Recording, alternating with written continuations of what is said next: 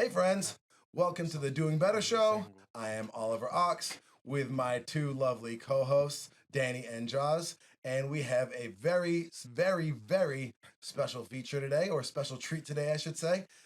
We are joined in studio by Katrina Hobbs Everett, who's going to tell us about her past work, which has been pretty impressive, and her aspirations for the future. So we're pretty excited about that. Let's get started. You kind of have to just have an open mind coming into the world. People think that there's a difference. Like, no, I'm working smarter. Like, no, you're just being lazy. And even if Fox News and MSNBC take different views on a topic, the topics are the same thing on all the channels. So we're going to start today with an interview with Katrina and learn about what she's got going on and past, present, and future. I'm really excited for this. So Katrina, welcome. Thank you. Glad to be here. So you are running for office here in Haverhill, correct? Yes, I'm running for City Council for Ward 2. For City Council. So this is not your first foray into politics. Yes. You've run a couple times before?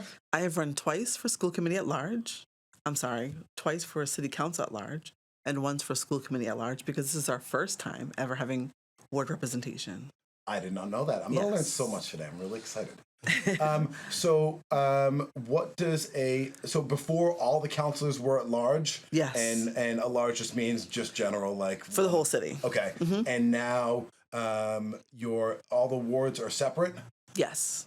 So you're running for the Ward 2, I assume, is where you live? Ward 2 is where I live. So Ward 2 is made up of 3 different precincts. Yeah. So you got 2-1, 2-2, and 2-3. So I live in 2-2, and my business is in 2-3. So you're just all over. I'm all over the place. So I'm all over Ward 2. Yeah. All right, good. So perfect representative. Yes. With both personal and business interests in the ward. Excellent. What does City Council do? So that's like a complex topic, right? Like City Council essentially approves anything that's happening in the city. The mayor's budget, to special permits, to fixing a pothole.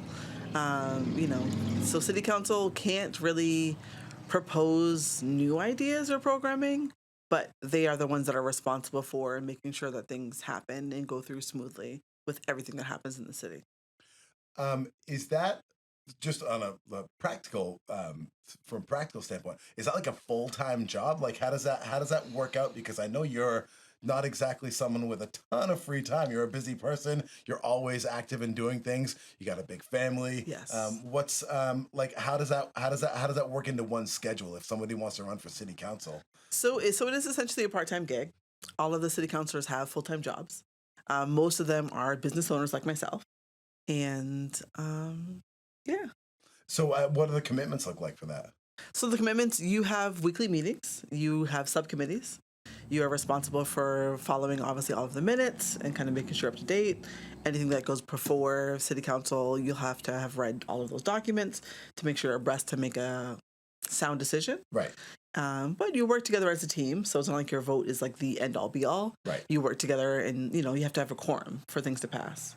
So you've been active in Haverhill politics for a while. What are some of the things that you've been doing over the years to get yourself involved? Because I know this is not like jumping into a brand new thing for you, even though it would be a new role. Yeah. This is something you're already knee deep in all this. Yeah. So this will be my 4th run. I've been involved in Haverhill politics, I would say, since 2014.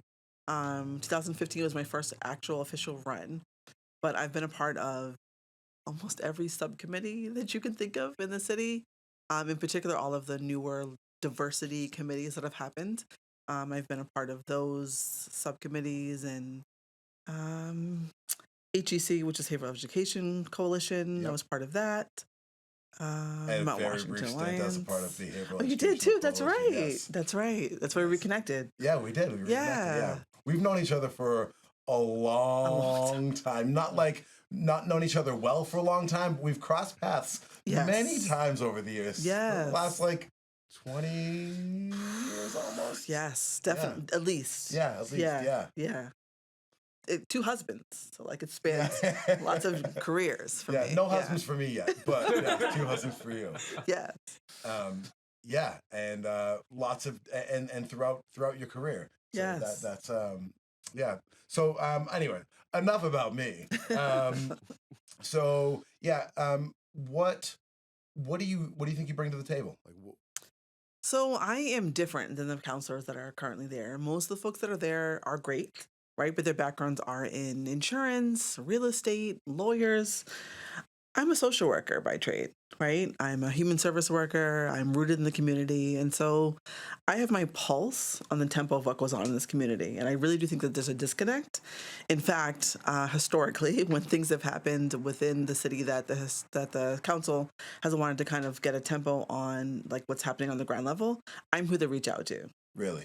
So people come to me with problems, and I'm like, I'm actually not an elected official yet, right? So I started in 2015, and I'm looking to finish what I started. So now that we have ward-based representation, I think that it's a perfect time for me to run again, to be able to actually secure a seat and represent the ward that I've really honestly represented since I was 17 years old, the Mount Washington neighborhood, which is really very underrepresented in the city of April. In the Mount Washington neighborhood is compared to the Bradford neighborhood, which is where I live. So my ward is like really unique. So it's like two very distinct neighborhoods, unlike other wards that are kind of more similar. Oh, so it's Bradford and Mount Washington? Yes. Okay, so that is Very different if you know the neighborhoods, right? Yeah. Drastically different. Yes. Different needs, different demographics, right? Do you think you have? So I would imagine you already have some support in the Mount Washington neighborhood for years. Definitely. How about in Bradford? You got any pull there yet? I do. I feel like I'm pretty solid in both neighborhoods. So like when this ward thing came up, I was like, oh, well, come on. Like this is perfect for me, right? I think I'm still gonna hit every door, right? There's been a lot of churn over the pandemic. So a lot of people have left the city, a lot of people have come into the city that don't know me. But I feel as far as the three candidates that are running that I am the most sound as far as like having really grassroots relationships with both neighborhoods. Do you think it's going to be a competitive race? It will be a competitive race. I mean, it will be a very different campaign season overall because it's a new ward. It's ward based. We'll have a new mayor. So a lot of different variables are happening at this campaign season that will make it very interesting and entertaining at the same time. Yeah, I'll say I'm that. already interested in entertainment. Oh, yes. Buckle up. And feel free to chime in anytime with questions, guys. I'd love to hear input. Hey, I don't know nothing about politics, so I'm just gonna listen. Well, that's a great time to have questions too. Yes. And I am certainly I'm someone who's very much into the theory and the ideas behind politics. I'm a very idea driven, passionate, as these guys have witnessed on more on quite a few occasions. But as far as the nuts and bolts, Sure. I am certainly not the most educated. So I'd love to. I'm excited to learn about that stuff. So and I didn't know. Is it typically? I didn't know about the at-large thing. Is that something that's like a smaller city thing versus a bigger city thing? We're in Nashua now, and Nashua has the different wards. And I like half because I'm not a big fan of the guy who's the counselor in my ward.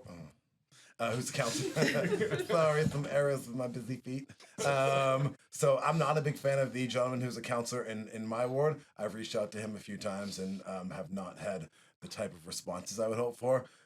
Now, I tend to be a little passionate in my questions, so maybe that, like, I got one response for him, and after that I was like, well, what about this? And I think he was probably like, yeah, block. But anyway, so I've like half thought about it, although I don't think I have the composure and the maturity, let's be honest, for a role like that. I think I'm a little too much of a loose cannon. I think maybe I'm better at this kind of thing. What are your goals in this role? Do you have like specific things you're going to target, or do you just want to sort of pull in a certain direction?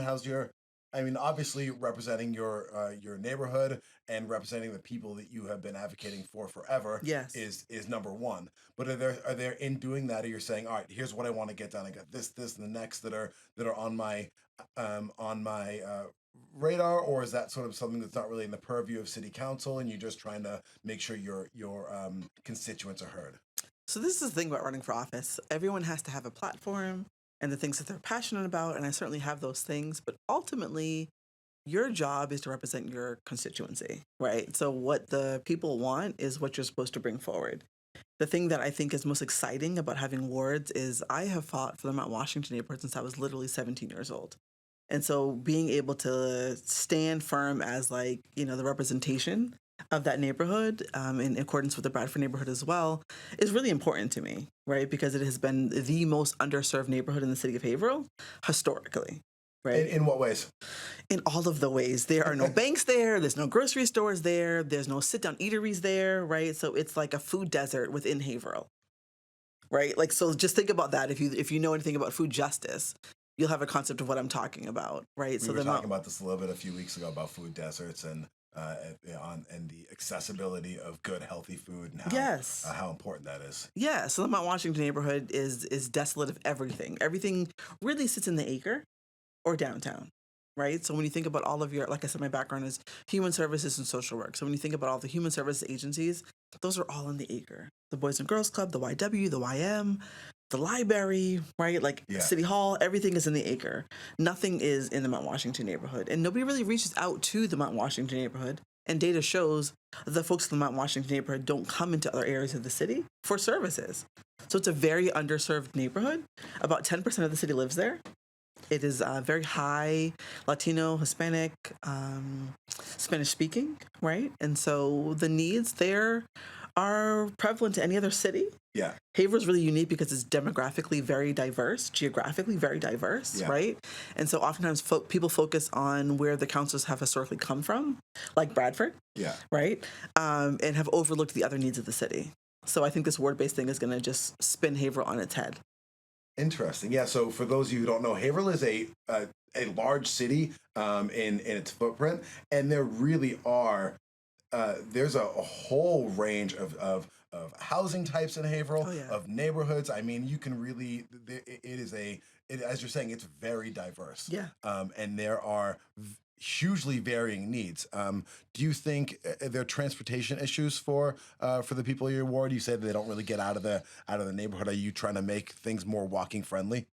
So Haverhill is a pretty walkable city. That's one thing that I will give to the current mayor. He's made it a very walkable city, right? So I don't think that's necessarily the issues. I think that the issues, one that will go across both neighborhoods in my ward are the bridge. Right, we're going through this large bridge reconstruction, right? And at the same time, we're going to be coming up against the Skateland development. Oh, I don't know anything about that. So the Skateland development, I'm going to say the wrong words because I can't think of the name of the developer. It's actually a very cool project. So they're giving back to the city in lots of different ways. But one of the things that they're going to be doing is opening up the river on that end. So there'll be a very large kind of green space, which I think is great, right? As long as, again, organizations step in and activate that space, because Haverhill has a lot of unsupervised youth that need activities to do. Our median age is like 38, so Haverhill's a very emerging kind of young city, honestly. Although we have both a lot of seniors as well. The median age is 38, so that's kind of like just below my graduating class, right? So there needs to be things that are kind of happening on that landscape, but that's a really cool development. Also, where Joseph's is going to be a new development similar to Salem, New Hampshire. Oh, okay. Where you have like the village. The Tuscan Village? The Tuscan Village. Oh, so we just played there this past weekend. Yeah. We just played there, yeah. I was just there to take pictures. Oh, you didn't come to my show. Thanks, jerk. I didn't know. So one of the brothers at Joseph was part of that development. Oh, okay. Right? So their factory, which has been desolate for some time, they're going to develop that area into like a small, village. You also have development that's happening in, it will be very pretty. A lot of change for the landscape of Bradford, though, right? Where DeBurrows was is also going to be a development. So a lot of different growth that's going to be happening over there while the bridge is shut down and kind of being repaired. So that will be, I think, probably the one unifying issue across both neighborhoods will be, which has already been seen a little bit, the backlash of the traffic flow over the bridge. So that's kind of one that will be universal. I think the other needs will be very specific to the neighborhoods, which have very, again, unique, very different needs, from like potholes to equity, right? Like they really range. So I was both are important, right? Do you think developments like that serve the people in your constituency or your to be constituency? It's hard because one of the things that I'm for is balanced development.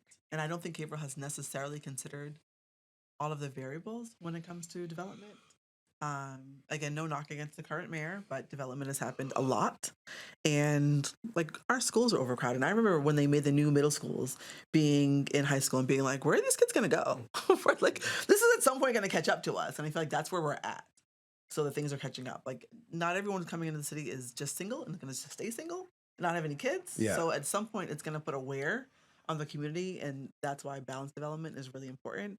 Like, our infrastructures need to be considered a little bit more than they are. Our schools are in very bad repair. I'm glad that the yes for Constantino vote passed. Sorry for those that vote no, because it was almost like 50-50, but I was a yes for that. I think it's important that we have the money to be able to build new schools like where I went to school, which is J.G. Whittier, right? Like, all of our infrastructures need upgrades. Yeah. Yeah. So when you talk about balanced development, you mean things that both directly serve the community and things that bring in income? Yes. Okay. Yes, and one of the things that Councilor Bevlock is actually really good at this, but trying to get developers that come in to look at what Haverhill needs and bargain with them for what they're willing to do. I think that we need to do that more. That's interesting. Yeah. So I'm not gonna name any names, but so I was chatting with one of the guys from the in the band, and he was sort of not super positive about the development in Salem. So he has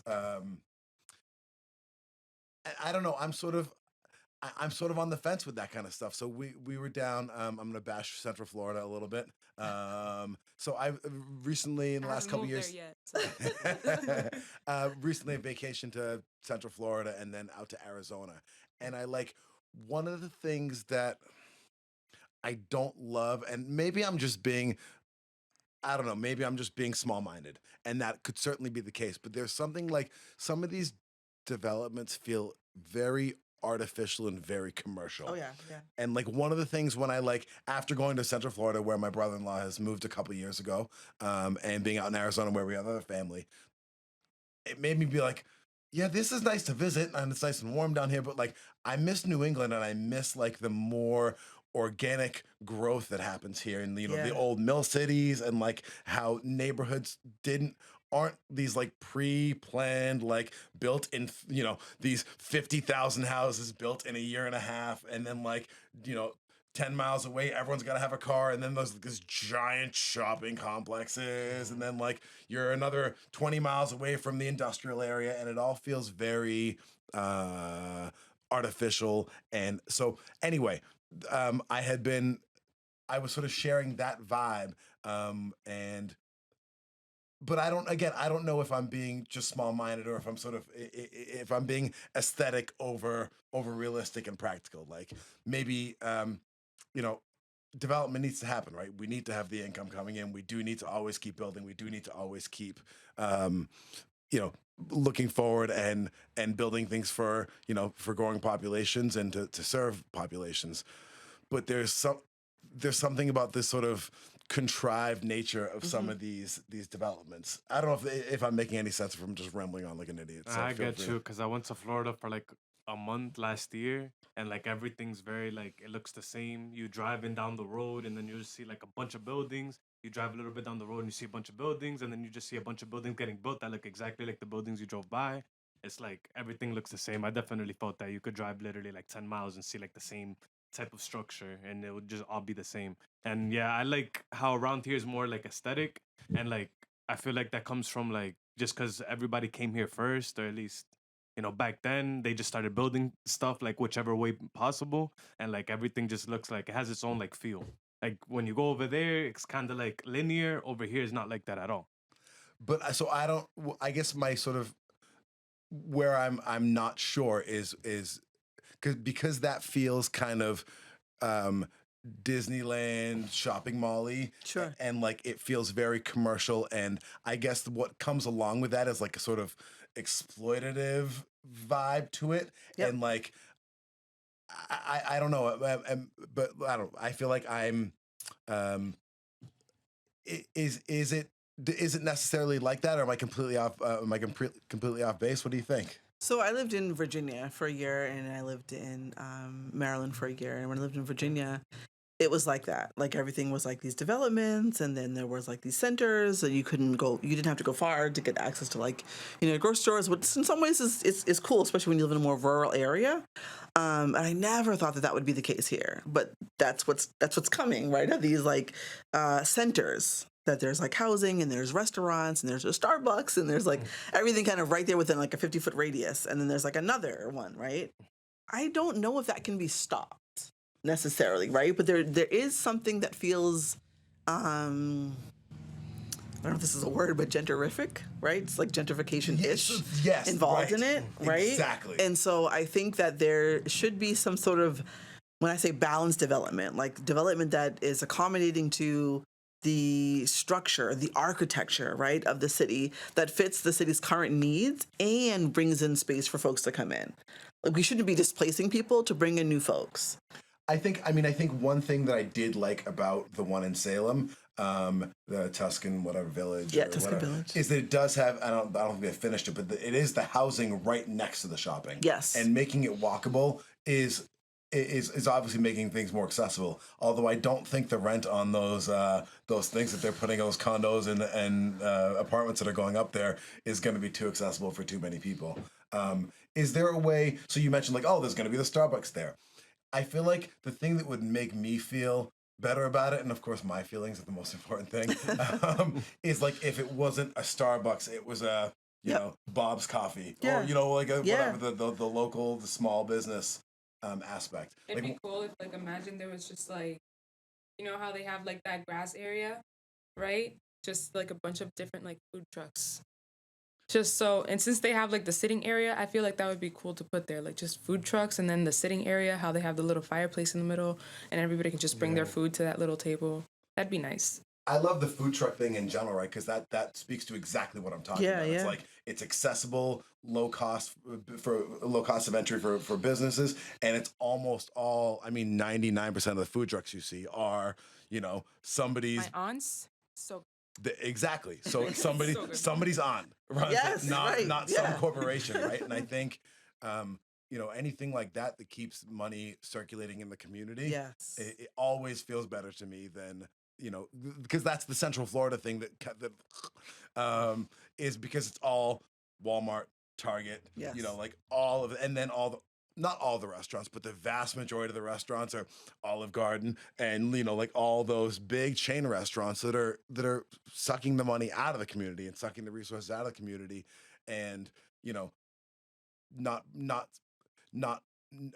giving the nutrition on any level to the community, right? Like not giving the long lasting good jobs to the community, not giving bringing in highly processed big ag foods and all that sort of stuff. So I'd be excited. I'm excited to see how these developments go in the Northeast, where we have the history, right? Because when I'm down in Arizona, there's I don't know. I'm not quoting statistics here, but when we were in the Mesa, Phoenix area, it looked like there were more houses being built than already existed there. Like it's just because lots of people are leaving California and going to Texas and Arizona, and like that's a lot of the elderly people are moving to Arizona, and like the development there is so fast and furious and entirely commercial and entirely big business, right? So, I mean, I think it's one of the things that Tuscan Village is doing right, is that they have a lot of space for pop-ups, right? Which are your more local businesses. And I think that that's like really important. I'm hoping Haverhill will follow suit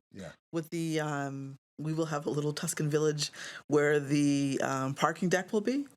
Okay. They're doing a new parking deck that's also going to incorporate Pawtucket Bank. That will be another, village square kind of feel. I just hope that there's space for pop-ups, so Tuscan Village, they are doing like lots of different pop-ups where local businesses are able to go and kind of promote their things, even if it's for like a series of weeks during the winter or something like that. I think that stuff is really important to try to keep the local economy kind of going. The one thing I absolutely did like is just having that outdoor common space. Yeah, it's pretty there. Yeah, and it's one of those things that is not really common here. I know, like, so back in the day, like, you go and, like, when we hang out in Lawrence, like, a lot of people be on their porches, and you get a little bit of that vibe, and I like that, like, sort of everyone hanging out on their porches vibe. When you're in Europe, if you've ever in, like, Spain or Italy, a lot of these older villages, like, there's the center of the village, and, like, everyone just goes there at nighttime and hangs out, and you get that community connection and a place for small businesses and art and all that stuff to thrive. And as much as that is how these turn out, then I'll be very happy. Yeah. So how would you describe, in general, how would you describe your political views? With the hard questions, my political views vary. Okay. Right? I am labeled as very progressive. I think that comes from my skin, right? And my gender and some of my political positionings. I do have some conservative views as well, particularly with like fiscal responsibility. Okay. Right? I'm not one to want to waste money. I'm a Capricorn. So planning, right? Thoughtful spending is really important to me. But I would say largely my views do align more with the political, agenda, so to speak, than a conservative agenda. But I'm probably more in the middle than most folks think I am. So it's one thing that we talk about a little bit here, and we've sort of talked about from the beginning, because I'm not a big believer in like left and right politics, because I just don't. I think I think a lot of things get mixed together that are not necessarily together. Yeah. So like I have someone who's always considered myself very progressive, but I also have like a fairly strong libertarian side as well, right? And I think for me, I tend to think about scale as the big the thing that more determines my view on policy. So like that's why I'm really interested in having you here and talking about these things on a local level, because I'm a big believer in local politics. Yes. And this is where I think the power should be. Like at the federal level, like I'm 100% a libertarian. Like I don't want those people to have any power of my life. Those are all a bunch of bloodsuckers as far as I'm concerned. Like the Democrats, Republicans, they're just all a bunch of millionaires playing golf with billionaires and figuring out ways to take my money and my rights away. That's like, so I generally like, I wouldn't call myself right there because I would never align with Republicans on almost anything. But like, I really would be in favor of massive cuts at the federal level, pretty much across the board, except for some like fairly clean redistribution of wealth like that. I might, so I think like literally like, all right, we're going to tax these people and give it to these communities, like just straight up. I think that works a lot better and is a lot more honest at the federal level than the programs, because what happens with having worked in public schools, when federal money comes in, they act like it's on fire. Like it's just like there's no responsibility around it, and it's all figuring out what can we do, how can we game the system to get more money. I taught through through No Child Left Behind. Yeah. And like that was just as far in my opinion, just a giant situation in which the school systems are scheming these tests and these systems to try and get more federal money. And what's happened since No Child Left Behind, all of our educational outcomes are just plummeting. Yeah. So I would like to see, but again, on a state and certainly on a local level, I would much rather be taxed by my local government and give them some power, because if they do something I don't like, I can march down to City Hall and go, here's my, if I march down to Washington right now, I'm gonna end up, in Guantanamo Bay. So, like we don't have that same power, and the accountability, I think, on a local level is so much higher. Yeah. So it's why I'm really excited to have you here, and also here you have a more nuanced view of left and right politics, because I think the goal of so much of that is division, right? It's about separating people, and I think I feel like so much of the culture war is a contrived thing. Oh yeah. And so much of that would be solved by like, hey, everybody mind your own business and leave people alone. Instead of this, one side saying, oh, we all need to do this and we all need to do this and you all have to believe this way and you all have to believe this way. Like, I came up again, I came up very much on the left because in the 90s, when I was really getting politically educated and into that, like the Christian conservative right was very powerful, like the Christian, we say, right? Like, because it was really a political movement, not a religious movement in any way, shape, or form. Yeah. But the sort of, the religious conservatives really trying to force their opinion on everybody else in the way to live their life, and very anti-LGBT, and very much these sort of like Southern, at least what I saw is like Southern white Christian values being forced upon people. And I think it seems like the pendulum is swinging in a different way now, and there's like a different group trying to force values. While I agree with all of the goals as far as equality and freedom and liberty around the LGBT movement, I think that's absolutely everyone, as I've said on this 100 times, everyone should be able to live their life and the way they see fit, identify the way they see fit, and be treated with dignity. It seems like we're getting to in this culture war when it's like people trying to force their ideas on other people. Anyway, that was my spiel. I have to knock out on these spiels so hard every time. Sorry.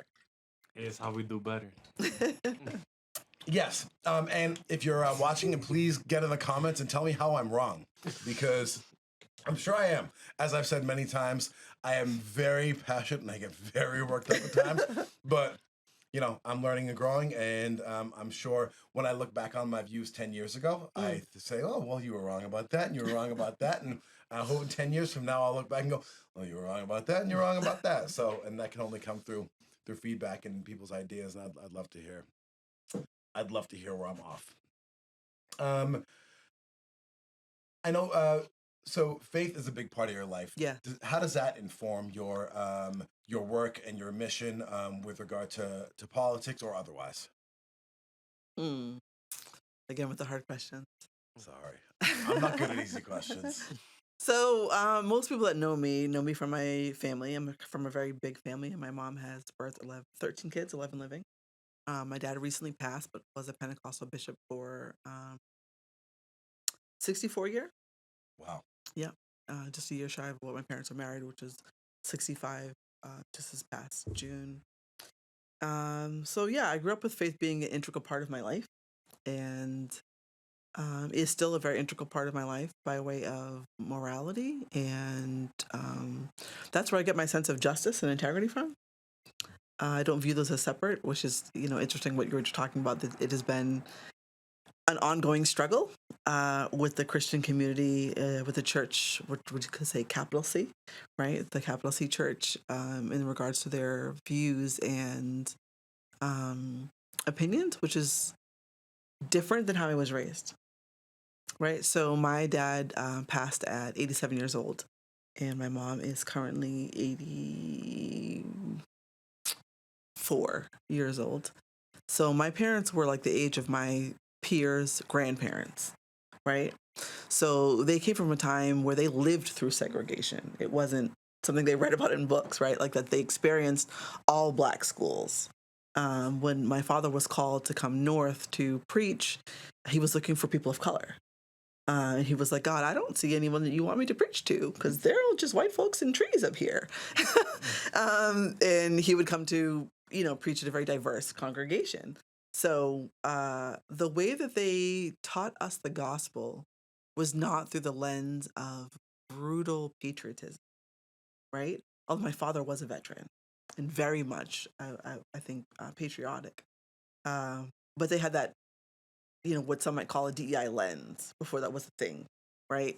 So it wasn't until I went to different churches. DEI, diversity, equity, and inclusion. Yes, which is right. the space that I work and kind of live in. So it wasn't until I started going to different churches that I realized how fortunate I was. My parents did not teach the gospel through a forced kind of packaged spoon-fed lens, which I'm very grateful for, because what it taught was for you to be able to lean on your discernment, right, your judgment, and to be able to make wise decisions from there. So it's still very much a part of my life and a part of everything that I do, although I do not prescribe to a lot of the traditional ways of being because they are so extremely exclusive and harmful. Yeah. Interesting. That's an excellent answer to a difficult question. Yeah. There's a lot there that I could say, but in regards to my husband and myself, our personal calling, our ministry is always to the one. And if you're familiar with scripture, you know that God will leave the 99 to go to the one all the time, right? And so whoever that one is, whoever is the outcast, whoever is the one with church hurt, that's who we want to talk to. And those folks are typically not in church. Wow. Yeah. Jaws, any of this speak to you at all? Do you have anything to share? Yeah. I'm just listening. I'm just like, wow. Like, okay, no, I do have some. See, I knew it. I could tell. I had the vision. No, because I'm just like listening how like nothing is like forced. I'm like, wow, I kind of wish I had that. Like where it's like, I took like classes in church and everything before I got baptized, and I don't know, just a lot of it was not even like my choice. It was just like you have to do this now. And then say like things, I would hear things they would like say preach in church, and they're just going against their own whatever it is that they're like saying, like, oh yeah, this is what we're gonna do, this is how you're supposed to be. They go against it, and I'm just like, why? It just made no sense to me. So yeah, I kind of stopped going. Also because I saw that a lot of it, not that I don't believe or nothing, I still do, obviously, but a lot of it with that church, I don't know if it's that church specifically or just like the way that I'm like growing now, the way that I'm experiencing the world, is just that they were asking for a lot of like time outside of like when you regularly go. And I noticed that a lot of it had to do more with money. And I'm just like, this doesn't feel very churchy. And I don't really want to be a part of it anymore, because it just feels like you're being used for either your time or your money just to do stuff for them. Well, especially if you weren't feeling the calling, right? Yeah. I think it's interesting because I was raised an atheist. Like, I was raised by people who, both my parents went to religious boarding schools as a kid, and like the institution beat God out of them. I'm Like, sure that's, yeah. Physically, like, Yes. they went, that was their route, and they were both like, to this day, they are not religious at all. And I have come, this is definitely an area that I am still developing in, but I do have a strong faith in God. I'm not quite sure what that is. Like, I haven't worked out the details yet, but like, still there's something there. And I've definitely had sort of religious experiences. So I'm always just interested to see, to learn from people who do have strong faith, especially all the way through. I think that's an interesting experience, and it's one that I think is increasingly rare. I think there's not as many people who are sort of brought up in the faith and live that throughout their life, and that's why I'm enjoying hearing you speak about yours. I mean, a lot of people assume that because my parents were pastors, that things were forced, and they weren't. And also to say, okay, well, yeah, that's what you choose because that's what you were raised. No, I had my adventures, right? And I sought for truth. And for me personally, that was the only thing that lined up. That is the only thing that lines up. And so I'm one of those folks that have kind of what they consider, I guess, an unshakable faith, because it's been true. It's been a thing that's solid, and I'm an artist, right? And I create, and one of the things that has drawn me even closer, to the Creator is the aspect of creation, right? And I feel most closest to God when I am creating. And that's a very powerful thing. And it's something that I think folks are allowing more space for today, than in the traditional church, again, capital C, right? Where you've got worship music and people are like painting and they're like, more free flowing, which is not how I was raised, right? I remember going to this church, and I'm not going to put race to it, but it's certainly not how Black churches function, where like there were shoes off and people were, lots of hair was moving around, and I was like, wow, these people are really very free. But I'm grateful for those spaces because it taught me a different level of liberty in worship than what I was accustomed to, where I would just be, I call myself a recovering introvert, or I'd be sitting in my chair very solemn, but in my head, I would be doing a lot of singing or a lot of movement, maybe, where these spaces kind of allowed me to unleash that in what I found in that, um, brave space. Because, I wouldn't say it was safe because there was a lot of racism that I faced in those spaces as well, right? But what I was able to find in those brave spaces was a different level of connection, with God and with Creator. So, yeah. Awesome. We're not going to talk too much religion because I know it makes Jaws uncomfortable.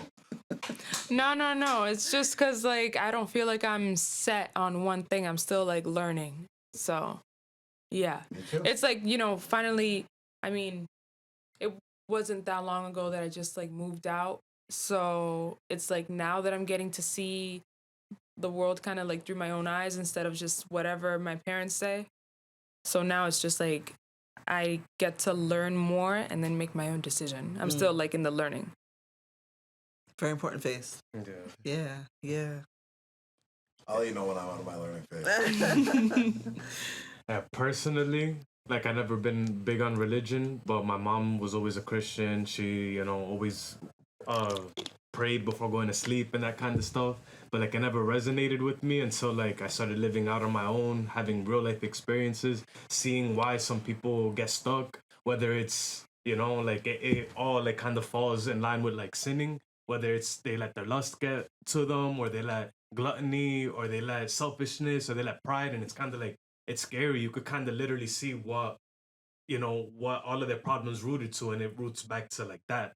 So personally, I've gone through things in my life that root back to, oh, maybe I could have avoided this if I wasn't so lustful, if I wasn't so just decided to eat too much, or just a bunch of little things that like just keeps going back to that. And like I just remember like my mom talking to me like like the kind of things that she would tell me and like pray for me. And it's like, yeah, there's definitely a lot of things going on in this world that like you won't know unless you go out and actually experience it yourself and see why people don't progress in life and that kind of stuff.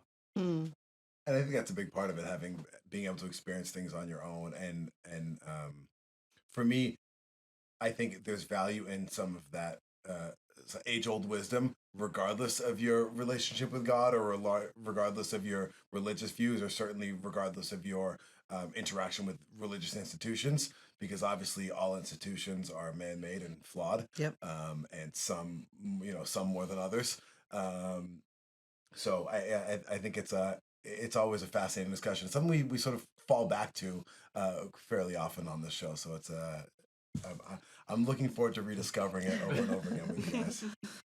Let's talk about something a little bit different, but talk to me. So you've been active, regardless of politics. You've been active in the community. Sure.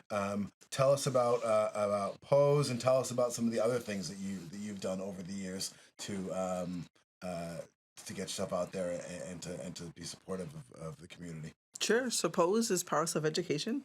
It was a nonprofit that my husband and I founded in 2014. We started in 2010 and kind of wrapped things up, unfortunately, in just this past December. I didn't realize that. Yeah. Long story about that, but Okay. yes. Pose was a community engagement and community advocacy organization. So we did a lot of disseminating information, a lot of kind of breaking down information to make it tangible and bite-sized for like the common folk. Also, I think we were kind of most known for bringing together demographics that don't typically come together to have really important, meaningful conversations, to look towards systemic change, and just overall raise awareness. We've always been anti-racist before it was like a thing. And we still have really good community, relationships. And that's something that I think that will always be important for us. But it also is the reason that I got involved in politics. Yeah, so, running a youth center and seeing the problems with the school to prison pipeline and the just sheer lack of awareness Can you talk a little bit about the school to prison pipeline for people that aren't familiar with that concept? Sure. So the school to prison pipeline, in a nutshell, the way that I describe it is America's realization that zero tolerance policies was an epic failure, and that caused disparate outcomes for certain demographics, that literally led them from school into prison. And so, oops, my bad, right? Massachusetts had the most progressive legislation with the Chapter 222 legislation in kind of reversing that and saying, we've policed our schools, we've made schools look just like prisons, and again, kind of ushered a certain demographic. Black, brown, those folks on IEPs, disabilities, high needs folks, right into the prison system. And so the school to prison pipeline is that, and some people consider that cradle to the grave pipeline, which is a little bit different, but that's what the school to prison pipeline is. But do you think any of that? Do you think of that is specific policies, or do you think some of that is just built into the way that we do education in the in the sort of education system, the way it is sit down and go to class and take this, and go to your next class. Bell rings, go to the next class. All right. It's both, right? It's both, and this is the thing that's hard for people to understand because we as Americans don't understand our history, right? So the school system was not built for Black and brown folks. We were not allowed to read and write, right? So the school system was not built for us to begin with, right? That was never repaired. It was never like, whoops, well, now that you're allowed, we're going to go in and we're going to change X, Y, and Z. So those measurables don't add up, right? And that shows very clearly in the testing and the fact that they still build prisons off the third grade reading level of Black and brown boys. Right? So that isn't measuring where you're going to succeed in life. It's measuring on where you're going to fail. Okay? So that's one part. And the other part is definitely policies. We've got disparate policies. For example, the attendance policy, right? That happens a lot in like high schools where it's punitive towards the children for the parents' faults. Right. Right? Like I've never understood that. That's I true. had one teacher reach out to me when we were living in a different part of the city. So we were commuting to get my son to school. And then we had because we had a flood in our house. And my brother was coming down from Derry, New Hampshire to Haverhill. He has no kids, right? Waking up in the morning, coming down to Haverhill to bring my son to school because I didn't have transportation. And so the principal called me. I won't say her name. She was lovely. In a different position now. But she was like, what can I do to help? And I was like, do you have a new car for me? Right? Like, let's be honest. If you don't, then really there's nothing you can do to help.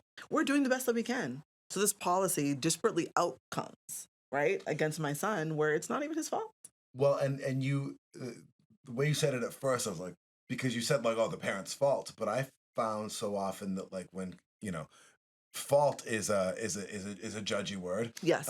And I think a lot of times, certainly when I was teaching in Lawrence, like a lot of parents are busting their ass, doing their best, working multiple jobs, and they just don't have the resources and the time to get their kids to school because they got to work 2 jobs making $11 an hour to pay the rent or whatever, fill in the blank. And I think so often we don't take that into consideration. And again, it gets punitive. It's punitive. It's sort of and I think that's sort of one of the built-in school to prison pipeline things is it's the stick, right? Everything is the stick. But I think the placement is important.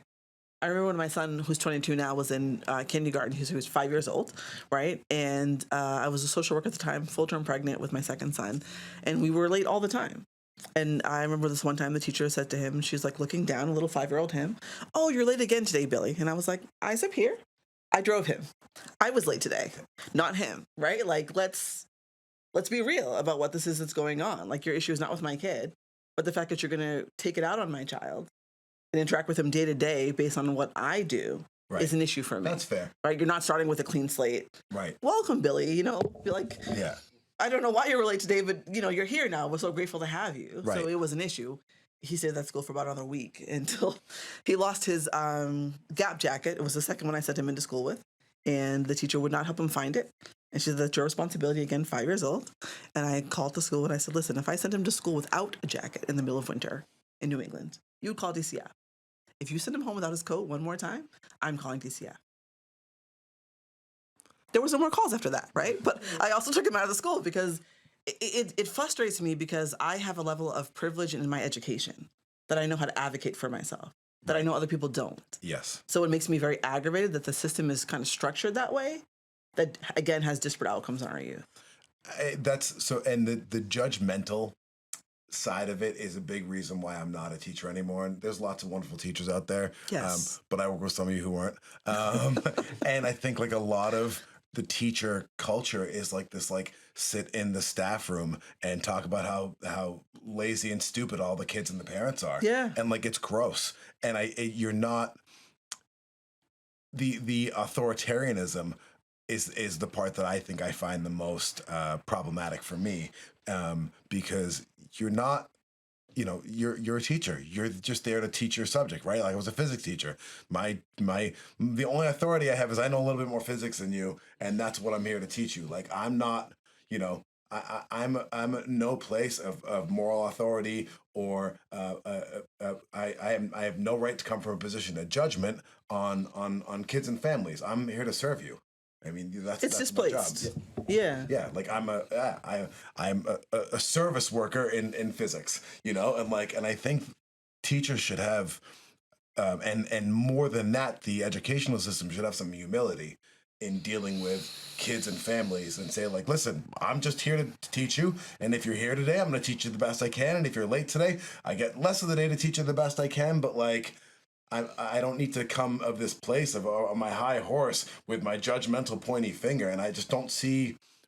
I don't think it's justified from any position, because you're just an employee. We're all using tax dollars that come from the people. Like we're not as a teacher. You're not coming from on high.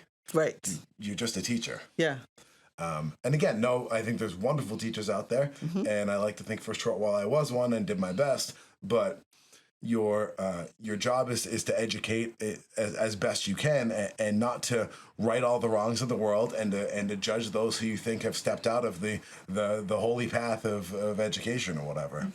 I mean, it's unfortunate, because I feel like our teachers come in so unprepared. I'll be honest, right? I feel like they come in very unprepared. They are not required to take very much on cultural competence or cultural humility, right? I have dealt with more microaggressions in this past year for my children's school, I think, than all of my kids' schooling combined. From very well-intending, right, teachers, but it's challenging to work in the space of inclusion, and then to send your kids off to a space that is not inclusive. Yeah. And to be like, oh, I'm sorry. Maybe you didn't know, but that's not okay, right? Right. And I really resisted the urge to buy them all the book Nice Racism for their teacher gifts at the end of the year. Because there are things you should know if you're going to teach at a school that has an increasing demographic of Black and brown children, and your staff is majority young white women. Yeah. Right? And so not saying anything against young white women, but saying that if that is your norm, if that is your average, you are missing some perspectives. Absolutely. But let me, and again, correct me if I'm wrong, but I think even if you are uneducated, if you come from a place of humility, I think you can avoid so much of that, right? Like I think, maybe I'm not understanding, but I think like a lot of the microaggressions and a lot of the racism is going to come from a place of judgmental and authoritarianism. And I think if you step out of that role of thinking you're in a position to judge people, regardless of knowing a community or knowing or being culturally educated, I think if you come from a place of humility, I think you just run into far less of that. Yeah, I don't disagree. One of the things that I was like a huge proponent for when I was running for school committee was family engagement, right? And family engagement in its true sense is meeting families where they're at for the way that they engage, right? It doesn't have to be traditional. It doesn't have to be the PTO or the PTA, right? Like it's, because I don't come to those things, and this is something, again, as a large family, I've got 7 children, right? That we fight all of the time. So the way that my kids, the 4 kids that are in school currently, the way that they do it is they've got no school in order to have parent-teacher conferences. what am I doing with my children if you've got no school for me?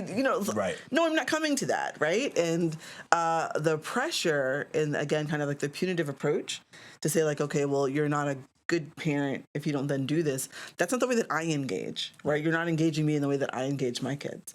And I don't think that there's enough opportunities for parents and teachers to engage in an authentic way. And that, I think, falls to the administration. Interesting. So one of my other issues with education, I'm getting all my education shit off my chest.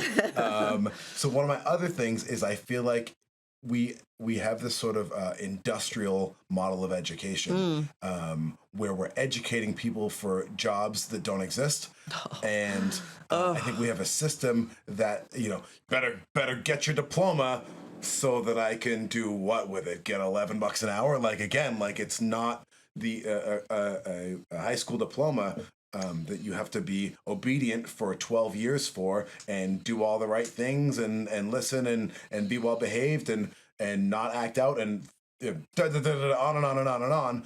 That actually doesn't have a whole lot of value. And even if you're a really good doobie and you do that and you do well and then you get into college and you go do that and you go get your liberal arts degree for 4 years, well, guess what? That's not really worth anything anymore either. So not trying to discourage people from following education. I think going to learn how to do something useful is always a wonderful thing, and expanding your mind and learning more about the world, even if it's not particularly useful, is wonderful, but it's not worth getting yourself $100,000 into debt for.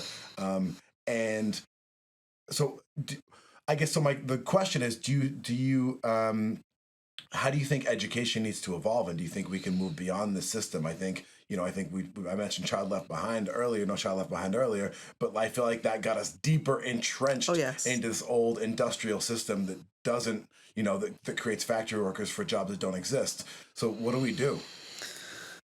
So first I'll say I am a fan of desegmented education. Ooh, what does that mean? So I am interdisciplinary through and through. Right? We don't learn segmented, right? When you're at home and you're cooking. That's math, that's science, right? Do you get what I'm saying? Like absolutely. We make these things, this is this, now we're going to this, now we're going to this. And I think it gets confusing. Yeah. Right? When in reality, you can do multiple things at the same time. That's one of the reasons, so my kids go to Montessori, right? And that's one of the things that I do like about the Montessori is it's much more integrated. Yeah. They have a lot of other issues, yeah, right? Especially in the race equity lane. But I like the fact that they're less segmented, right? That it's more practical life skills and how that integrates into the other fields, right? So I think that that's something that's very important that I think is missing. I don't like segmented education. I don't think that it serves folks very well.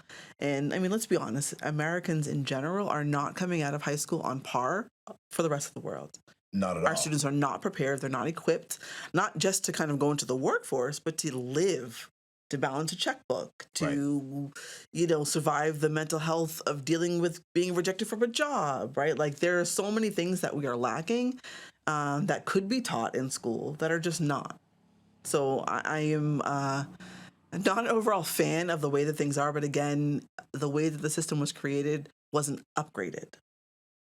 Right. And I think that that's what needs to happen is that there needs to be an overhaul in our education system. Do you think that should be something that happens, that can happen at a local level first? Absolutely. And I think it's starting, right, to some degree, whether willingly or not, right, because this younger generation that's coming up is not having it.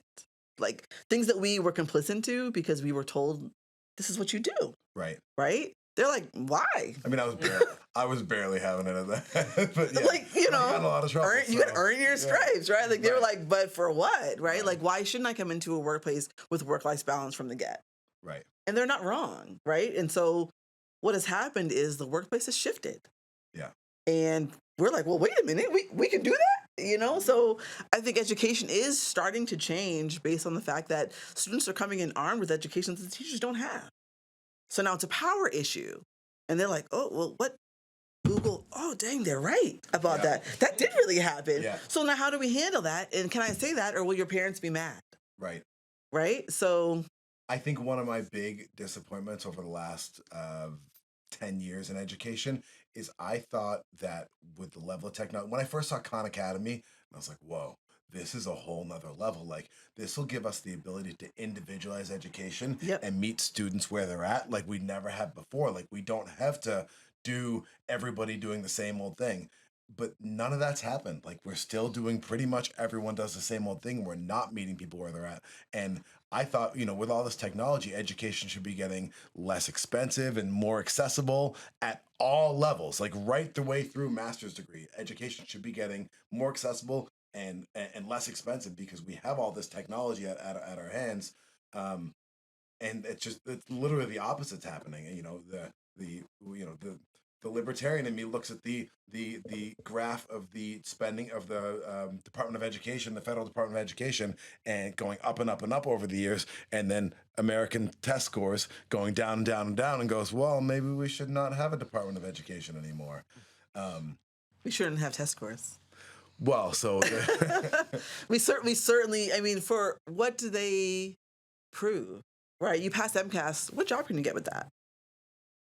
What college can you get into with the MCAS scores? oh, absolutely, Right, absolutely. like they're literally pointless. Yeah. Well, you guys have taken an MCAS more recently than anybody else. What do you think? I'm gonna just say this. I did really well on the MCAS. I think I got every single question right on the science one.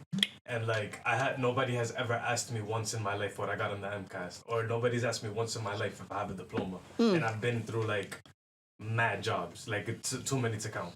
And it's like it's crazy. I only have good things to say about Khan Academy too. They're a really good platform. They taught me how to web design. It's cool. I didn't know they had that. I thought it was just for math. No, but that's the thing is with technology, once you get a curriculum out there, right? That should be a curriculum out there accessible to everybody for always, right? We have the internet. Like these things should be getting just based on the pure fact that the technology exists and that almost everybody has, not almost every, the vast majority of people in this country at least have access to the internet. We should be able to have so much more accessibility of education, and it should be so much more tailored. Oh, one of the things that amazed me, this was years ago on Khan Academy, when you like got a question wrong, and it's like, oh, I think you need to learn this skill, this previous skill. You get this algebra question wrong. It's like, oh, here's a lesson in fractions, and like it'll adapt you. And this is probably 2015 or whatever. So I'm sure it's another level. It's a whole other level, right? Computer language, computer like history, like just teaching you HTML, CSS, JavaScript, like just I'm not completely done with it, but I know a little bit HTML, CSS. I know like basic like computer like networks, and that's all through that. Like I never took one computer class in my life, never. It's straight up just being on the computer. And ever since I got introduced to Khan Academy on sophomore year, I was like, they wanted me to do math, but I was like, I like this computer design course that's on here. So I just started doing that. And like, fast forward now and I'm making full-blown websites. And what occurs to me is that I think for a fraction of the federal Department of Education budget, you could make a standardized K through 16 curriculum, quite frankly, that is accessible to every single person for probably $1 billion. Absolute, I can't imagine it costs more than $1 billion because Khan Academy got that already. Yeah. And like with these resources, and we spend however many. Find out how much money the Department of Education's budget is. Oh, Muffin. I made him run today, so and I played basketball. And he played basketball. Went to the Y for a couple hours. He's been work today. Annual budget of the Federal Department of Education. So I guess I would like to, in addition to what you're saying, I think at the federal level, all you would really need from the federal government is here's some basic curriculum and some standards. Follow them or don't follow them. And at the local level, I think that gives the flexibility to do all the things that you're talking about, which is do more the Montessori thing, which is do education that really matters to people. And I think there's so much more that we should be doing. I mean, we should be revolutionizing education right now. You just, I mean, you're going back even. I mean, you're saying we should have revolutionized education 75 years ago, and we still haven't done that. Still haven't done that. And then we didn't do it. Come 2000 when we should have again revolutionized education. And here we are 20 years further, and should have really revolutionized education. And here we are still sitting at the same old sit at your desk, fill out the question one, and then Right. Oh yeah, what do you got? $194 billion. $194 That's billion crazy. No dollars. big deal. It's a lot of money. Khan Academy runs off donations, which is what's crazy. They don't see $1 of that probably. Yeah, I'm super passionate about education. It's something that bothers me. One of the last things that I was working on, which is a project I had to kind of set aside, was starting a community school in the Mount Washington neighborhood, actually. And I think one of the problems is people don't know how, right? And they don't know how to deal with the demographic that they have. There's a lot of fear of students, right? Yeah. As opposed to, it's difficult to explain when you just know something. So my husband always says, I can show you better than I can tell you. So we were in the process of setting up a community school. But unfortunately, the building has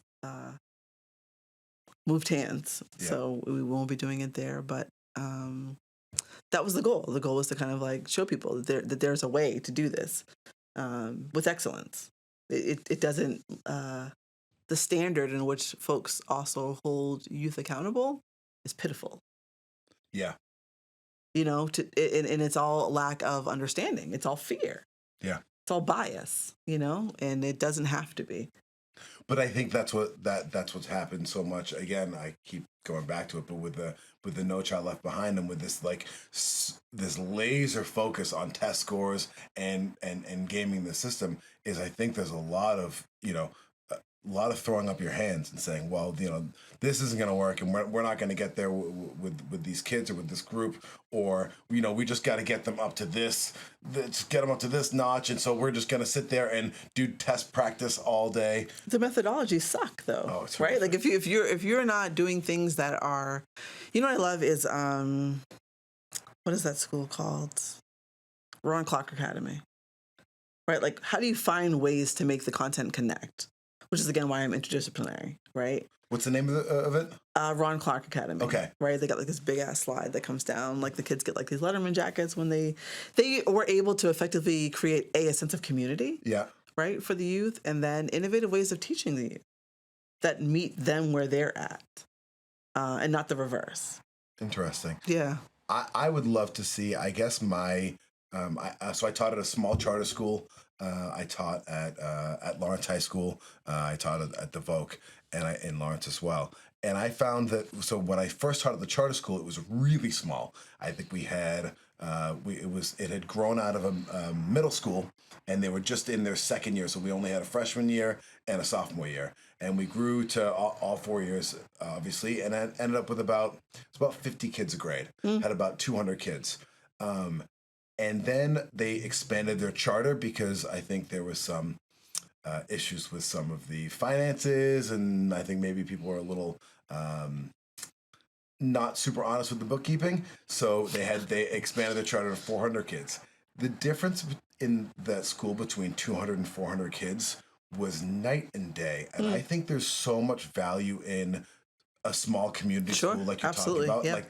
I would much rather see in a city like Haverhill 10 or 15 high schools with 10 or 15 different ways of teaching. And you as a parent in Haverhill could send your kid to any one of those high schools and go, oh, you're going to go to this school. This kid's going to go to this school because he's into the arts and he learns this way. Yes. And I'm going to send this kid to that school because she wants to go be an auto mechanic and is very hands-on and wants to do this. And I'm going to send my other kid to this school because he's a nerd and wants to do his math and whatever and whatever. And I think these giant schools, and when I first taught at Lawrence High, the thing that got me there was they had this academy idea that they, again, sort of semi didn't really believe in. But anyway, they split up the academies into focuses. There were 6 different academies. There was the math and science one, and there was the marketing or the business one, and I was in the performing and fine arts academy. And they tailored things theoretically, to what kids could pick which one to go to. And I was such a believer in that. And my first year there was basically the last year that they cared about that, because effectively it was all about getting their NEASC scores up and getting their MCAS scores and the kids that are in needs improvement up to proficient and whatever. Yeah. And they abandoned it because most administrators have no backbone or vision. But Vision is so important. yes. Yeah. But that idea really resonated with me. And again, I didn't love the idea of putting all of these 6 under one roof so you end up with 3,000 kids in one school. I don't think that's good for anybody except the football team. You know, but the idea of, you know, I think what you can accomplish with small focus groups and that community feel is night and day, because in a small school of, you know, a couple hundred kids, rules and policies and regulations aren't particularly needed, because not that you don't have them at all, but relationships are what drive places like that. And community is what drive places like that. And when you get 3,000 kids, everything's a policy and everything's a rule. And well, you did this and you have to go to this thing. And it becomes inherently more authoritarian and more impersonal. I agree 100%. Yeah. One of the things that I think Haverhill struggles the most with educationally is we do a terrible job with our high needs students, and we do a terrible job with our behavioral students. And I am firmly convinced that those are the same students, right? Yeah. So when I came back to Massachusetts from Virginia, my son had tested into the gifted and talented for math and science. And they said, well, we don't do that here. We have nothing for him, right? And so he tried to then become a class clown. Right. But his vocabulary was so extensive that the kids didn't know what he was talking about. So the teacher's annoyed because she's like, he's trying to make jokes, and only I know what he's trying to make jokes about, right? The kids don't even get it, but stop it, right? But there was so few boxes for, in particular, a tall black male to go into that he was like, well, where do I go? I don't like sports. I don't go in the sports box, right? So what do I do? And I'm like, oh, sweet, I'll take you out and put you in private school, right? But if you're not able to do that, then what do you do? Which most people aren't, let's Most be people honest. are not. Yeah. Yeah. But my nieces from Virginia, right, were able to go to schools for the arts, right? My niece who's touring right now with Beyonce, no big deal, right? On a world tour with her green hair, right? That's what she came from. Right? Was the ability to foster that creativity and be like, well, where can this go?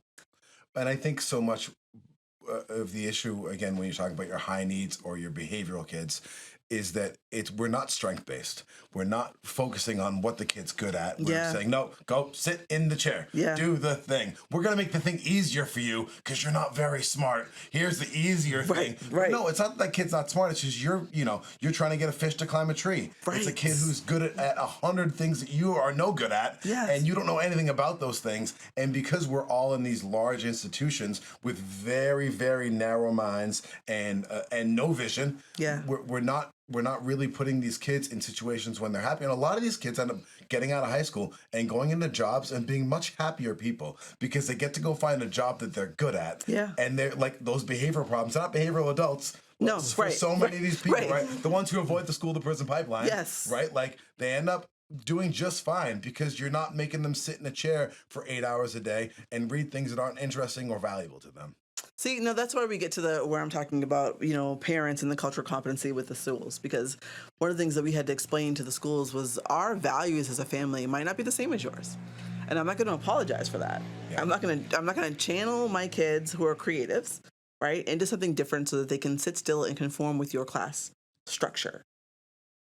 That's why they're at a charter, at a Montessori, so that we don't have to do that. Right? Yeah. And the North Star, right, is to have enough income to be able to have them homeschooled. So we don't have to do that, right? But we're not there yet, right? So this is where we are. But no, I'm not going to conform to that. And just because they don't do it your way, we're not going to have them evaluated if we don't feel it's necessary. We're not going to have them medicated if we don't feel like it's necessary, right? And if they need to, then fine, because we've done that, right? And we have kids on IEPs, right? But that's because we feel it is accurate, not because you, who spend 6 hours a day with my child, feel like it's accurate. Yeah, and have an incredibly constricted worldview. And I'm going to have an issue if you make us feel like we're judged by that. Yeah.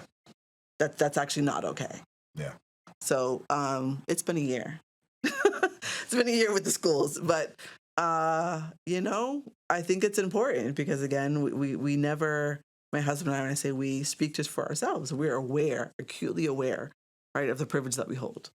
When you spoke to the education piece of it, and that you are empowered to have advocacy, and I remember when we first moved, we moved here from England when I was 7, and so for me going through school, I remember my mom far later on in life being like, I wish I had known that I could go and talk to the school and give them my 2 cents, because she's like, I didn't know that was like a power that I had as a parent to go down there and give them a piece of my mind and tell them this, that, and the next, and I think for so many people, and especially in underserved communities, especially in immigrant communities, especially in communities that don't have English as a first language, like that's a huge thing, right? As parents don't feel like they have the ability to go down and say something and say, no, you're not doing this. Right. Or sometimes they even couldn't because there's nobody in the school that speaks the language. Yes. Absolutely.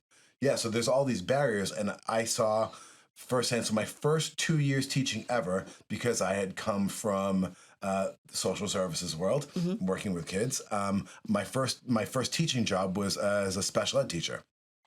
And I was running IEP meetings. I had no idea what I was doing, but I figured it out as I went, like most things in my life. But the difference in services for parents that were willing to throw down versus parents that didn't is night and day. Yeah.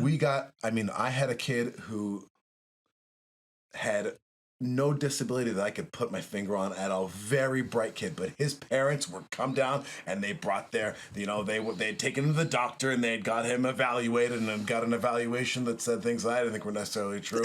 But this kid got a 1-to-1. This is an incredibly bright kid who, as far as I could tell, was about right down the middle, as you could get, but they got him as 1-to-1 aid. They got all these special accommodations because they went and they got an educational advocate. Yep. And they fought. They were ready to come and fight at every single meeting. And I had other parents whose kids did have some significant needs, but again, they went and fought and they got every single thing. They would come to the IEP meeting having highlighted parts of the IEP and be like, well, this assignment from this teacher doesn't go along with the IEP. Yep. And they got everything they wanted and more. And if you were a parent of a kid, if you were a kid whose parents didn't have that same level of advocacy, you got whatever you got coming to you. That's what it is. What it is. Yep. And that's such an inequity right there. It's an inequity, and it's an equity that we pay for. A lot, right? Like of our money. tax dollars, a lot of money go towards that. My stepson has schizophrenia, and we were told by a special education teacher on the low what to do and how to fight, because she knew we needed services and we didn't know we had to fight. We thought, this is your department. Why wouldn't you do what you would want for this kid to have? Your job is to get him what he needs. Apparently, their job is to say no to whatever he needs, and we have to fight for that. Yeah. So once we found out, we got the educational advocate, right? We had to go through the whole thing. Read the book, like Special Education for Dummies. It was like, okay, what do we do here? I had to go through Rep. Dempsey's office twice in Ways and Means, political, right? To get access, to get him DMH services. And in my 23 years of human services, I've never met a kid more qualified for DMH services. Like, we're talking about a 12-year-old with schizophrenia. Like, literally. Right? Like, that's a very rare diagnostic, right? But you're fighting here, pulling false 51As because you want DCF to foot the bill instead of DMH. And I'm sitting there going, what? As a former social worker, I would be able to have access to things that now as a parent, I don't. Yeah. Right? So when able to see the inequities, I've seen them from so many different lanes. And anything that I do, the advocate's still always going to be there. Right? Because it's like, again, I'm very aware of my privileges. And for folks that don't have that, what they have to deal with. And it shouldn't be that way, especially not in education. Yeah.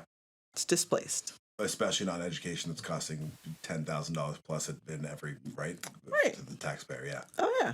But I think... I think 46%, I think, % of the city budget is the school budget, right? Like, it's not a small amount. Right. But Yeah. again, I think of so much of this is trying to fit square pegs into round holes. Yes. In our old Outdated. education system. Yeah, 100%. Like, I didn't know it was like that in other places. I thought, like all the schools were kind of the same. Mm. No, there's a huge difference in public schools. I didn't know. I didn't yeah. go to those, so I'm like, yeah. Yeah. There's huge differences in funding, and then there's huge differences in the way that money is spent. And again, I have a definitely a bit of an axe to grind with a lot of school administrators, because a lot of them are very well paid to do very, very little of substance.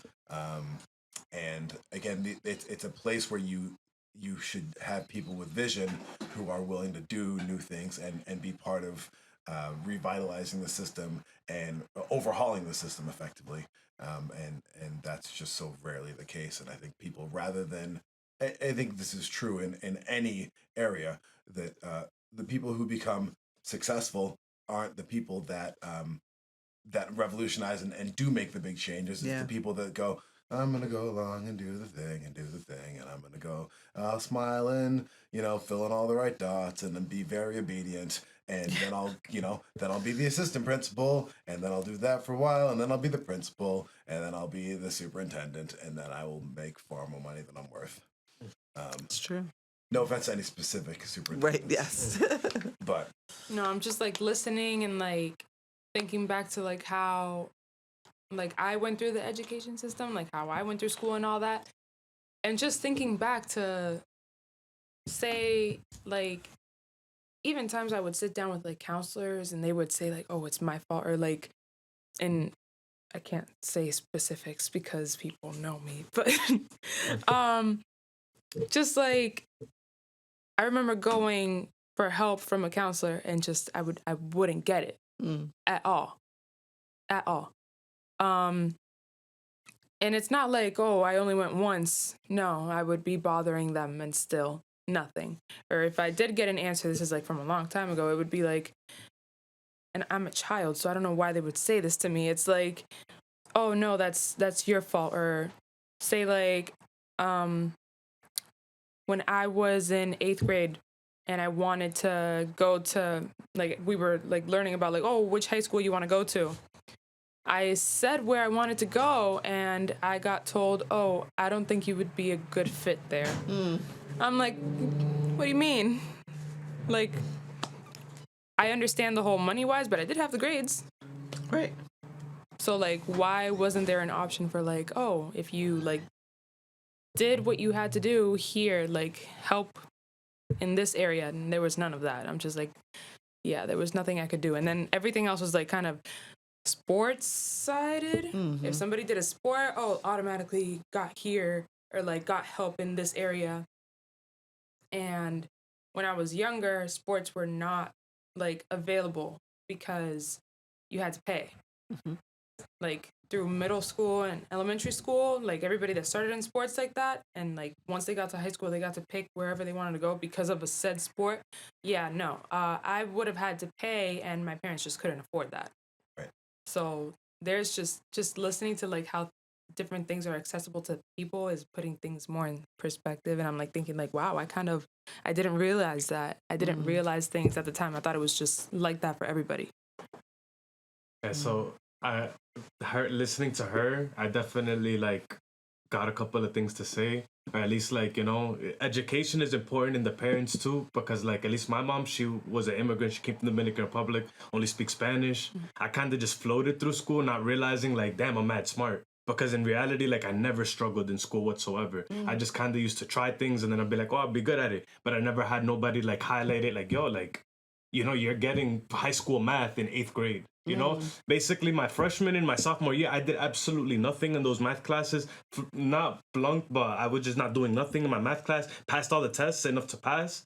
But like in the second year, they put me in like, the lowest class with all Hispanics and everything. My teacher, that was the first time somebody looked at me and was like, you're way too smart to be here. And it took sophomore year to be like, oh, like, damn, like, I actually am, like, and then that same year, passed the MCAS, the science one, 100%. Probably got like 1 or 2 wrong on the math one. It probably has to do with me being in a lower class as well. If I was in the actual class I was supposed to be, probably would have done 100% on that one too. And like, I don't know. I just feel like not saying like it's my mom's fault, but obviously she comes from another country. She had a little bit more education on like, okay, like most people don't know or understand things that he gets at the rate that he does. Maybe put him somewhere else, or maybe like push him on to like something else. And it's like, yeah, just listening to what she was saying, it's like, yeah, it's a lot of different perspectives, a lot of different variables, especially coming to how you're saying like, your parents are very heavy like on not religion but like education and that kind of stuff. Like it definitely helped you get more education or get a more rounded point of view on like education. Yeah, my parents were big on religion only. Mm-hmm. So that's one thing that's interesting was like, my dad, who has passed now, but he died owing me lots of money. Right? To say like, I owe you every dollar for every A you get. I'm like, when are we gonna cash in, Dad? But the thing that I was getting at was like their values, right? Is their values were different. My parents' values were religion. Their values weren't necessarily school. Like you go to school and you do what you're supposed to do, but it was religion. So we were going to revival 7 nights a week. Getting up 10, 11 o'clock, 12 o'clock at night. Sometimes 1 a.m, and you get up and you go to school, So they'd be like, "Oh, you're like a little daydreamer." I'm like, "I'm tired." I'm like, you don't have to go to church nonstop, sleeping on a wooden pew, But those were their values, So they weren't necessarily education, but they were very big on morals. For me, where my concept of education as a value came from was from hearing the way that my dad talked about doctor. He's from Jersey, Newark specifically, and there are certain words that he would put an emphasis on. So he'd be like, "Doctor so-and-so." And I was like, "What's with this doctor thing? I want to be a doctor," And so I wanted to actually be a dentist until senior year. And then I realized, like, would I be fulfilled? And is this what God wants me to do? And I was like, I didn't ask God what he wanted me to do. I just wanted to make money and be a doctor, So then I realized like you could be a PhD and have a doctor, teach. And I still don't have a PhD, but it's on the list. Yeah. Same. So we have a presidential election upcoming, and I am I recently actually in the mainstream media was surprised to see it. It might have been the BBC. But they were saying there was some poll that like, the most likely general election is going to be Trump and Biden, and like 80% of Americans have no desire to see that either of those two, right? Like sure. That sounds like a absolute nightmare for me, right? Like yeah. The whole year of like after the primaries of like those two being like, Trump and Biden, like, no, I don't want it. Yeah. And we were talking earlier before you came because there's some charges that may be brought up against Biden for some of his dirty dealings in Ukraine with Burisma and whatever. And I was like, oh, my fantasy would be if both Trump and Biden are in jail and they can't they can't be the president. But Dr. Cornel West is running under the Green Party. He first came out as for the People's Party and is now running for the Green Party. And there's actually a couple of candidates in this. I mean, they're all long shots, if I'm going to be honest, but that are saying sort of interesting things. Whether it's Dr. Cornel West, whether it's RFK, and even on the Republican side, Vivek Ramaswamy, I believe is his name. Are you familiar with him? No. He's another one. He's a bit of a long shot. And there's a couple things. He's a little hawkish on China, and he's a little Republican on immigration. But has these some really new ideas. So he's very critical of FBI and the CIA, as is RFK Jr. for obvious reasons, as is Dr. Cornel West, and they're all certainly RFK and Dr. Cornel West really talking pretty heavily about the regulatory capture in our three-letter agencies and how most of the federal government is effectively working for corporations and actively undermining the interests of the people. Dr. Cornel West talking about getting out of NATO, getting out of closing their 800 plus military bases around the world, basically bankrupting the military industrial complex. and I mean it's just like music to my ears. As the anti-establishment person I am. So I don't know if you've heard of any of these candidates, or you have any opinions on the on presidential politics or federal politics. I don't yet. The thing that I will say is, it's challenging. I wish that I could believe that we would move in a direction back towards a more democratic government. I'm not terribly hopeful of that. Yeah. I see an increase in the privatization, right, of all of the things, and I don't see that stopping. Like I would say it's worse than privatization, actually, because if it It's was pretty bad. privatization, you would make those companies actually compete in the free market. True. None of them are. It's monopoly. Yeah. It's exactly. Yeah. I mean, it's unfortunately, it's as much as this word gets thrown around casually and has been used by both sides a lot lately. It's by definition fascism. Like we're seeing the merger of corporate and government power Absolutely. and authoritarian power. It's Yeah. really, it's terrifying. Those lines are more than blurred. I feel like for me, after 2016, I became much more vested in local government. Right, that's where our power lies. Yeah. And trying to get people aware of how much power is literally at their fingertips of voting at the local level is where I'm rooted. Yeah. Yeah. I think that makes a ton of sense. And I think the more power, the more that we do at the local level, the less power we cede to the federal government and its corruption. I mean, effectively, let's call a spade a spade. It's just corruption. I mean, there's a lot of autonomy at the local level. Yeah. And there's such a lack of awareness that it's an issue. And I think regardless of party lines, regardless of positionality, the folks that are looking to get more involved in local politics, I'm pleased to see, are just more interested in getting people educated and out and voting. And I think that's something that's super important. So I think that's a really big message that we can take away from this, because exactly what you just said. So the party line stuff, I think is so much forced bullshit division that is meant really to divide and disempower. Mm-hmm. So much of Republican Democrat politics are about judgment and negativity and, oh, well, it's all, those guys are going to ruin everything anyway, and it's whatever. And I think the opposite of that, and the opposite of that feeling, and the opposite of that action is exactly what you're saying, is getting involved in local politics, getting involved in power at the local level. And again, whether it's politics, whether it's entrepreneurship that's going to serve your community, whether it's community organizing, whether it's getting involved with your church, really anything at the local level. And the more we do, the more we get empowered, the more we empower other people who are out there doing at the local level, the more power that we have and the more control that we have in our communities and the more things that we can build in our vision, right? And build to actually serve our communities.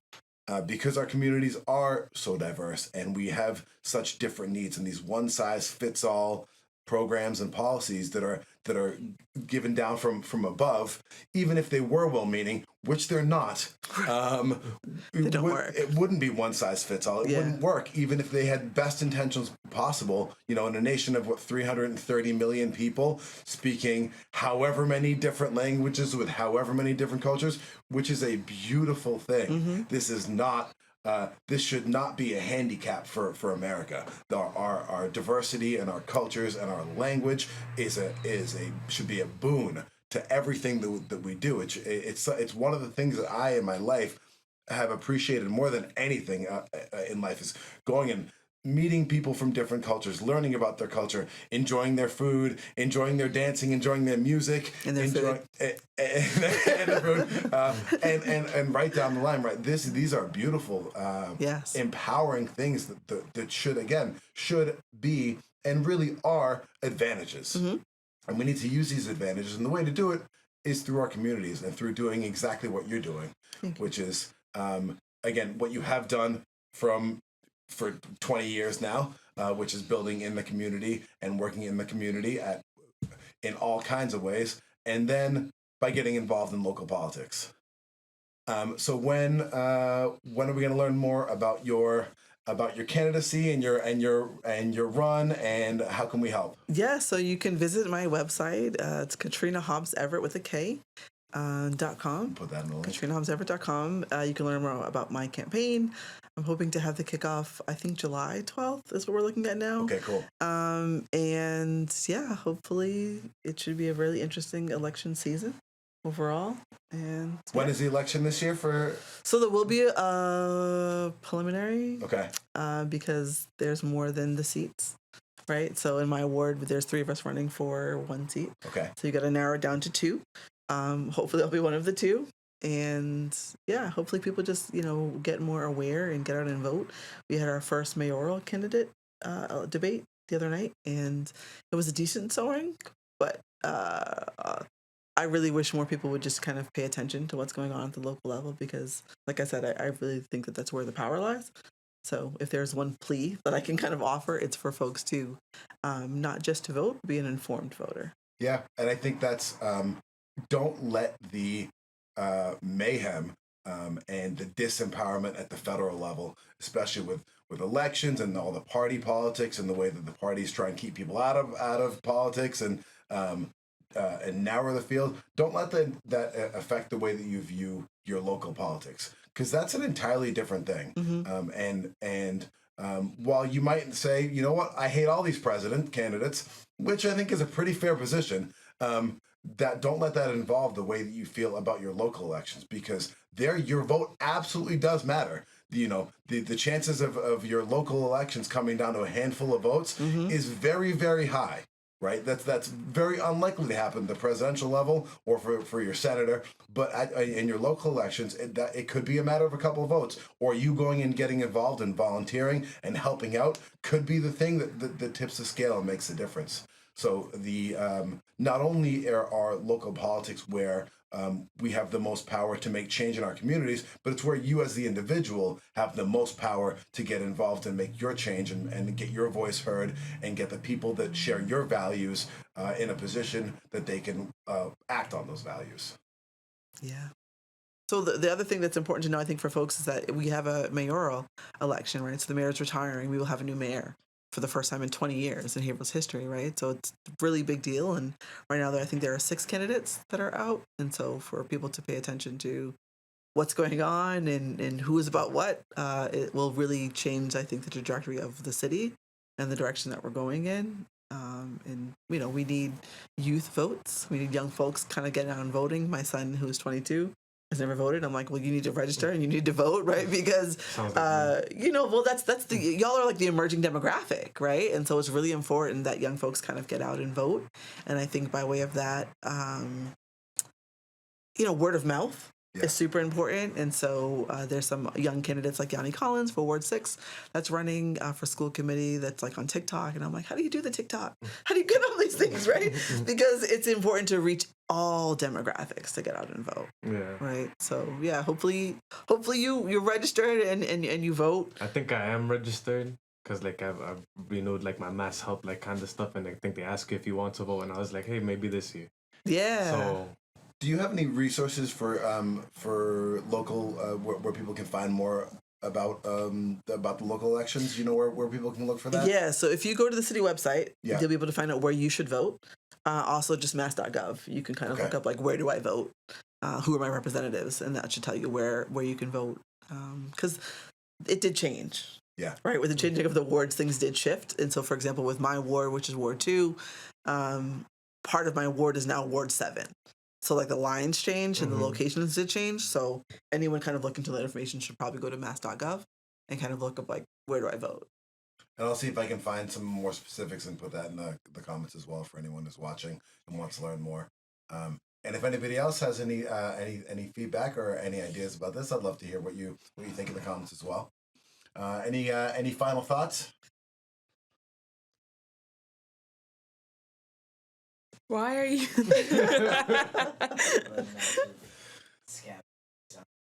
Picking tits? Yeah. Aww. My boys grow. Thank you, everybody, for joining us on this week's episode of the Doing Better Show. Thank you specifically to my lovely co-hosts. Danny, where can they find you? Everywhere at DZWGM. And what will they find when they go there? Music, free speech, and love. Those are three pretty wonderful things. And Joz Mileni, where can they find you? Joz Mileni. Everywhere. Honestly, just my name. JOZMILEINY for those that don't know how to spell it. Instagram, TikTok, those are my main. But yeah. Awesome. And thank you in particular to our lovely and incredibly informative, I learned so much today, our incredibly informative guest, Katrina Hobbs Everett. Thank you for joining us. Thank you for having me. And give us one more time your website. Sure. It's KatrinaHobbsEverett.com. So with a K, KatrinaHobbsEverett.com. Beautiful. Thank you so much. I wish I could spell that good. Thank you guys for joining us, and do better this week.